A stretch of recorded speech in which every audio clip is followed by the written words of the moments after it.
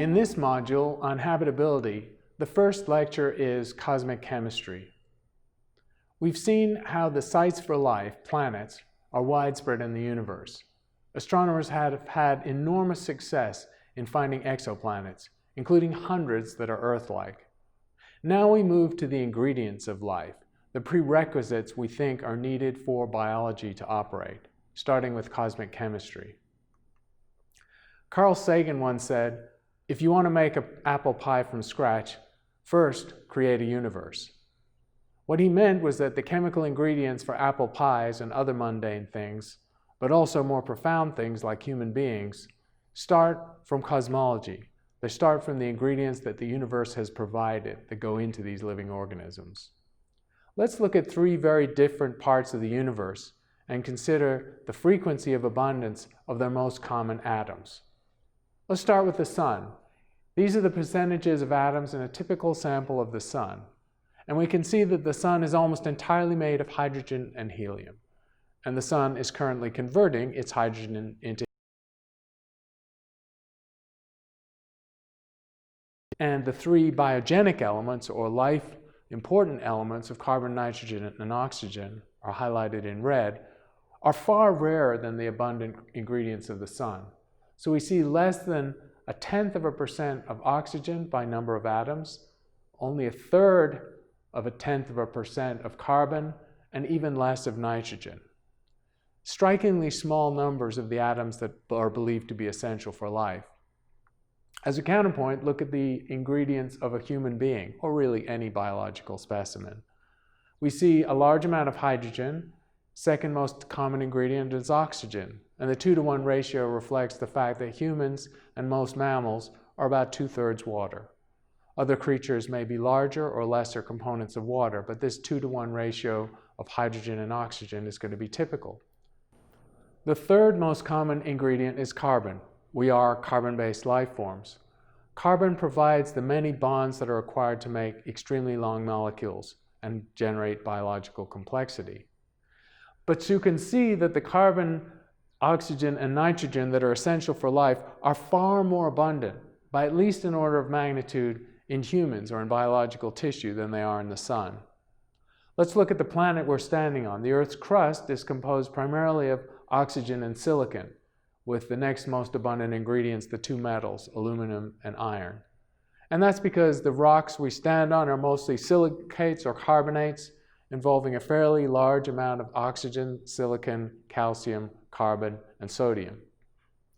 Again, very different composition, of course, from the sun, which is a gas ball made of hydrogen and helium, or human beings that are primarily made of water.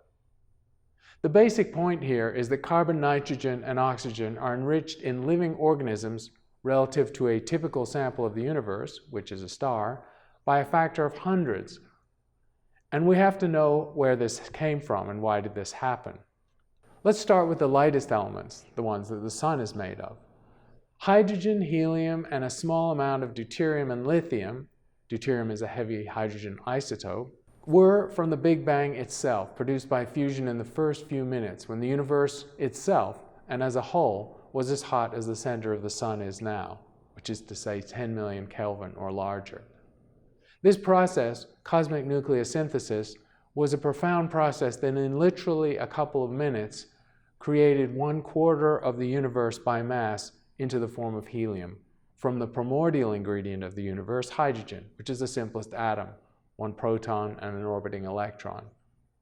If no stars had formed in the expanding universe, and they of course were caused by the collapse of gravity in pockets of the universe as it got cooler and older, then we would not be having this discussion. There would be no astrobiology course, no humans, nothing to talk about, because life would not exist. A universe consisting of only hydrogen and helium is unable to make any molecule. Hydrogen can form its own molecule, H2, and helium is inert and does not bond with any other element.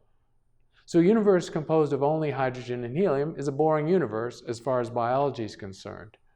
In other words, although these raw materials were available early in the universe, they alone are not sufficient to make biology. For biology, we need stars. Stars are nuclear reactors which, by the fusion process, are building heavier elements from lighter elements.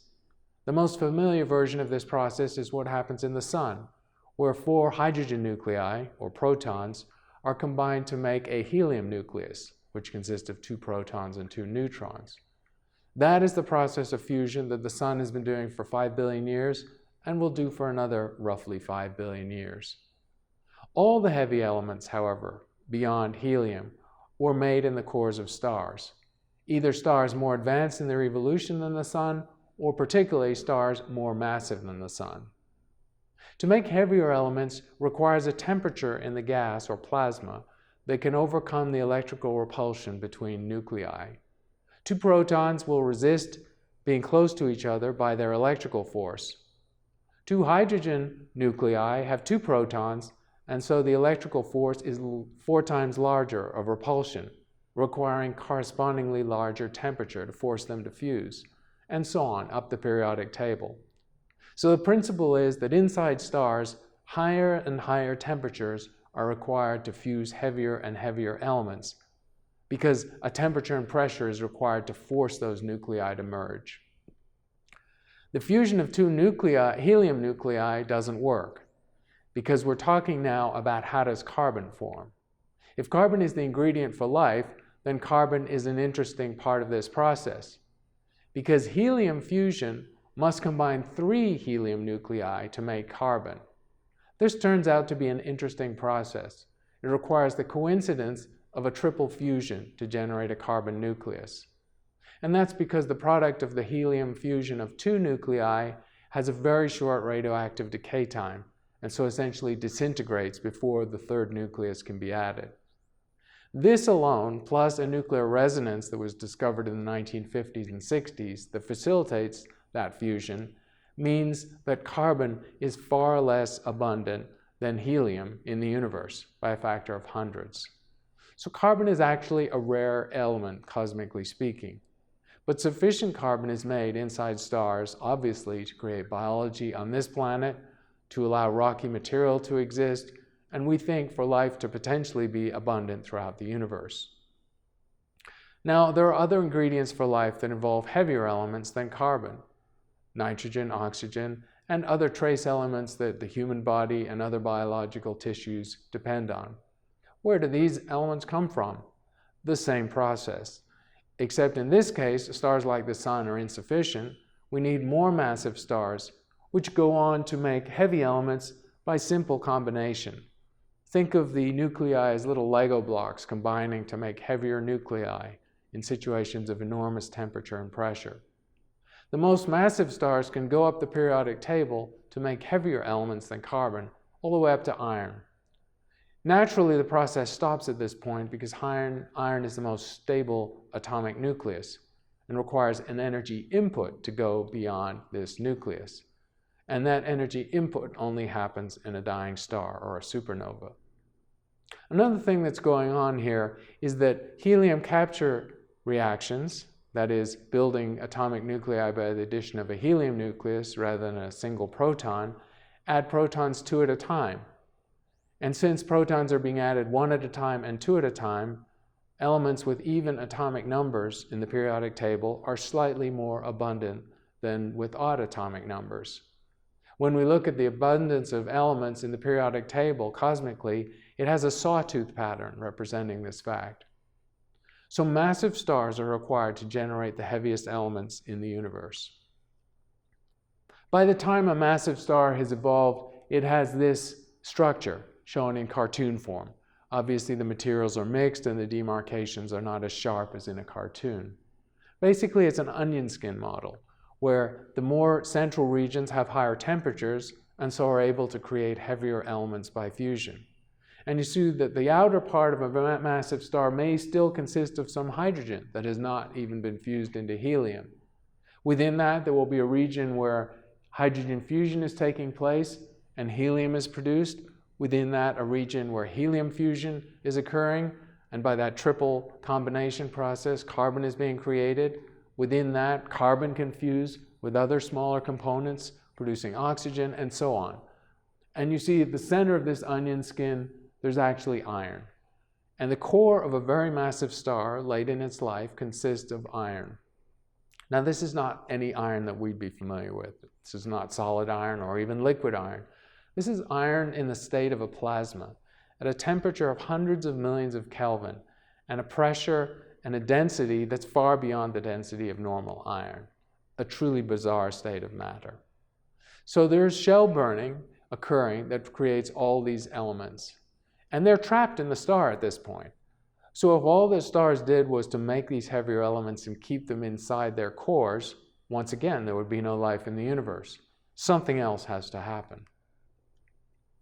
That something else is cycling of materials, stellar cycling. This life cycle of massive stars is represented schematically in this diagram, where we can see that the material between stars, a very low density gas, also including some dust particles, collapses to form stars and, as we know, planets.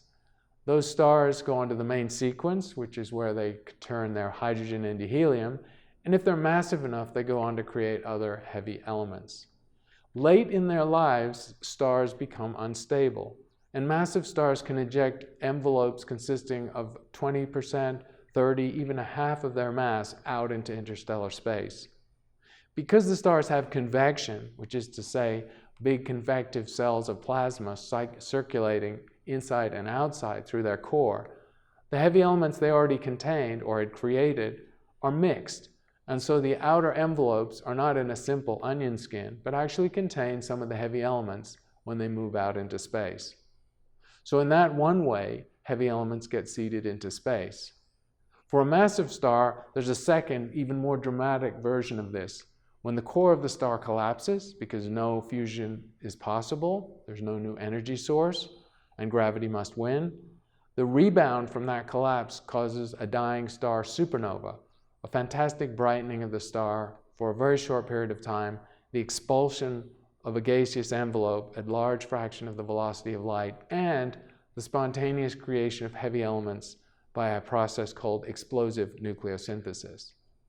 These heavy elements are then injected directly and quite far into the interstellar medium. So this cycling process is gradually seeding the space between stars, out of which a next generation of stars will form, with heavy elements, including those necessary for life. The interstellar medium is being enriched in this process. And so the relative abundance of carbon, nitrogen, and oxygen, to take those important biogenic elements, is steadily increasing over cosmic time. Soon after the Big Bang, before stars and galaxies had formed, there was literally just the hydrogen, the helium, a little bit of lithium, a little bit of deuterium. But over time, as stars and galaxies form, as they cycle their elements, and in the 13 billion years of the universe since then, the amount of heavy elements, including carbon, nitrogen, and oxygen, has been steadily and smoothly increasing. In the galaxies with active star formation, spiral galaxies, this process is more vigorous, and the fraction of heavy elements in those galaxies is larger than in a galaxy with mostly old stars, like elliptical galaxies. So we can look at the common elements for life now in the context of this story of stellar nucleosynthesis.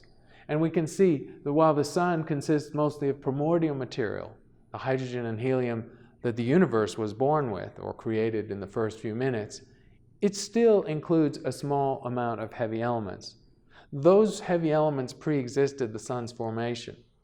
So since the sun is not making carbon or oxygen or nitrogen, the relatively small amount that it contains was produced by previous generations of stars and was swept up into the material that collapsed to form the sun. Similarly, the heavy elements that we are made of were obviously pre-existing, and so those elements, including those carbon, nitrogen, and oxygen atoms in all of our bodies, are at least 4.5 billion years old, because they were created in generations of stars before the Earth and the solar system and the sun formed. In fact, we cannot say how old those atoms are. Some of them could have been generated by fusion in a distant star billions of years before the Earth formed. We can take another couple of examples in the solar system and see that the composition of the atmospheres of the giant planets contains hydrogen and helium, as we've seen before, similar to sun material, and then molecules which have carbon and nitrogen in them. Once again, those heavy elements were pre-existing the formation of the solar system. In a situation like Mars, we have carbon dioxide, so once again carbon is involved, a life-producing substance, but not involved in life in this particular situation. And the second most abundant ingredient in the Mars atmosphere is actually the inert ingredient argon, which was once again produced by stars. So we have a picture where a massive star, initially in the early universe, is actually made of primordial hydrogen and helium. And so there must have been a time at which the first heavy elements in the universe were produced. Astronomers or cosmologists call this first light. This is the time when the first stars and galaxies formed and the first heavy elements were produced. We don't exactly know when first light was, but it was probably about 100 million years after the Big Bang. So really in the first few percent of the age of the universe. And elements have been produced steadily since then. So this process of star formation and the creation of heavy elements in massive stars is a universal process. We see it playing out in distant galaxies. We know it's played out over cosmic time. And therefore, the production of the biogenic or life-essential elements is also a universal process. Similarly, we've seen that the process by which stars form and surrounding planets form, that we also believe to be a universal process, playing out in distant galaxies throughout the universe and throughout cosmic time. So two of these very major pieces of the story of biology on our planet are parts of a much larger story, a cosmic story of life and the formation of the sites for life and the ingredients for life. To summarize this lecture, we've seen that there are ingredients for life that are essential. They're considered to be carbon, nitrogen, and oxygen. However, the universe did not originally contain these ingredients. The universe was made of hydrogen, and then within the first few minutes after the Big Bang, helium was created, in the mirror of the process occurring in the sun right now, only in a situation where the entire universe was hot and dense and able to make fusion turn hydrogen into helium.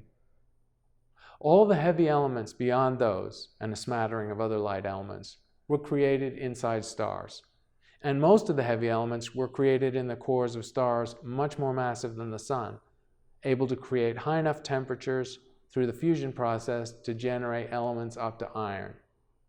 To go beyond iron, extra energy is needed, and that typically comes from a supernova, the collapse of a massive star, and then an explosive blast wave that creates heavy elements all the way through the periodic table. As stars age, they eject envelopes of gas into space, and when they die explosively, they eject even more material. And in this way, the heavy elements are seeded through space where they can become part of the next generation of stars. So the existence of life in the universe, given its dependence on heavy elements, has been a process that's played out for over 13 billion years, as the fraction of heavy elements in the universe, from a still very low level, has steadily increased over cosmic time.